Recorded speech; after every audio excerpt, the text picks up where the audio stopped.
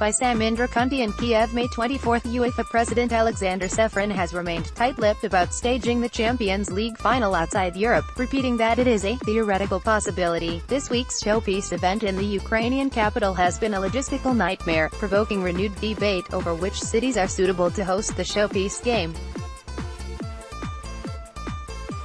The UEFA Executive Committee awarded the 2020 Champions League final to Istanbul. Ceferin was speaking in Kiev after a UEFA Exco meeting and before the Women's Champions League final tonight between Lyon and Wolfsburg. The Men's Champions League final takes place Saturday and the city is starting to see fans gather. Kiev and Madrid next season were not submitted to a bidding process in 2016 to stage the Champions League final. Last year Ceferin reformed the process, stopping cities from simply lobbying to be awarded the final. Decisions often had a political undertone, but the smaller host cities have on occasion struggled to deal with the organization of the final and the influx of fans. Following a bidding process, UEFA awarded the hosting rights of the 2020 Champions League final to the Turkish capital, dashing the hopes Lisbon. Ghana will stage the Women's Champions League final, Gdansk the Europa League final and Porto the Super Cup. Istanbul, the gateway to Asia, should have sufficient capacity and infrastructure to stage the final, and the Turkish bid committee for the 2024 Euro hosting wasted no time in taking the opportunity to emphasize their credentials, saying, "The choice of Istanbul is a strong demonstration by UEFA of its faith in Turkey to host exceptional, world-class events and adds to the country's already significant hosting experience." The Ataturk Stadium previously hosted the 2005 final when Liverpool staged one of the great comebacks of the game, overcoming AC Milan 4-3. In Kiev, prices have skyrocketed across the board. From hotel rates to flights, inflation has been widespread, pricing out plenty of fans, and even troubling sponsors. The reality is that there are only a dozen or so cities in Europe that can stage the climax of the continental season, without concerns over transport, accommodation, stadium size and other logistical capacity. In the past, UEFA has mooted the idea of staging the game outside of Europe, with New York and the Middle East as plausible hosts. On Thursday Ceferin remained coy but did not rule out a Champions League final on a different continent as a possibility. "It is too early to say anything about that," said the UEFA president. "I mentioned it as a theoretical possibility. For now it is just that, and let's see what happens in the future.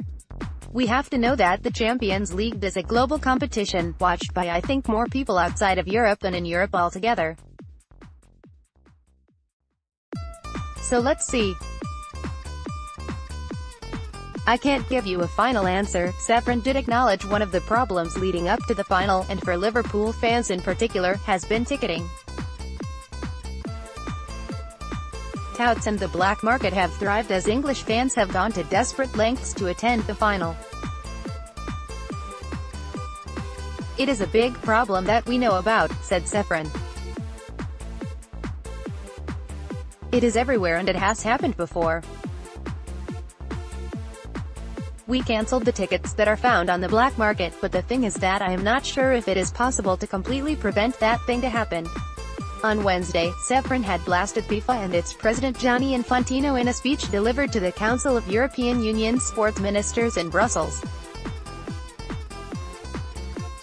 The Slovenian decried Infantino's plans to change world football with two new FIFA competitions and the injection of $25 billion by an investment fund, of which the backers remain unclear. He alleged that Infantino is selling the soul of the game. In Kiev, Ceferin was somewhat more diplomatic in his comments when probed about his full-blown assault on Infantino. "It is a big difference between clubs and governing bodies," said Ceferin. "A governing body has to develop football, has to distribute money and distribute the revenues generated properly. We're not paying out the profits, we are sharing the profits with our member associations and clubs. It's a different situation. Ceferin also addressed the imbalances in the game during his speech in the European capital. The UEFA boss called on the EU to work together in bid to create a more level playing field in the future, but stressed that his discussions with the powers that be in Brussels are just baby steps at this moment. We presented the problems that we have and where we need their support, explained Ceferin. We started the discussions, but I can't offer you any solutions for now. We just had a first meeting, a kind of a round table with all the ministers of sports of the European Union. There are some things that we said that should be done, or at least discussed. For example, the free movement of the working force. Is it the time to say that not just football players, but athletes, are an exemption? They should think about it, because harms the competitive balance if players, or young children, from small clubs leave very soon. Again, it was just a discussion.